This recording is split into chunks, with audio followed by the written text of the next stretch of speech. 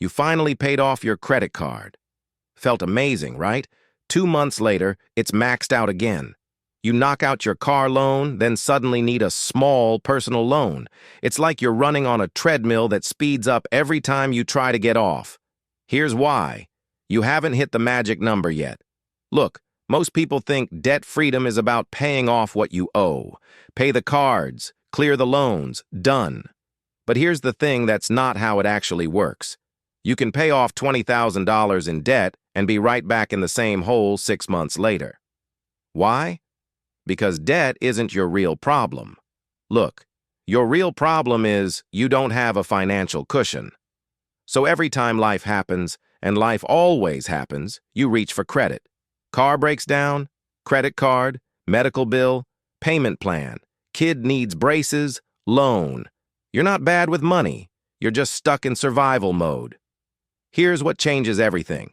$50,000 in assets, not income. Assets. Money you actually have. And no, I'm not talking about your car or your furniture. I mean liquid assets, cash, investments, things you can actually access. According to the Federal Reserve, the median net worth for Americans under 35 is about $13,900. Under 45, around $91,000, but most of that is locked in home equity. Liquid assets? Most people have less than $5,000 available. So why specifically $50,000? Because that's roughly where the math flips. At $50,000 in assets, assuming even a modest 7% annual return in index funds, you're generating about $3,500 per year in passive growth. That's $291 a month. Now you might be thinking, that's not much. But here's what most people miss. It's not about the money you make from it. It's about the emergencies you can cover without going into debt. So when you have $50,000 backing, a $2,000 car repair is no longer a crisis. It's annoying, sure, but you pay it, your assets drop to $48,000, and then they grow back. You're not adding new debt. You're not drowning. For the first time in your life, you're actually building wealth instead of just treading water. This is the psychological shift nobody talks about. Below $50,000, every financial decision is made from fear. Above it, you start making decisions from opportunity. Here's where it gets wild. Once you hit $50,000 and stop going back into debt, your wealth starts compounding fast. That $50,000 becomes $100,000 in about 7 to 10 years without you adding another dollar, just from market returns.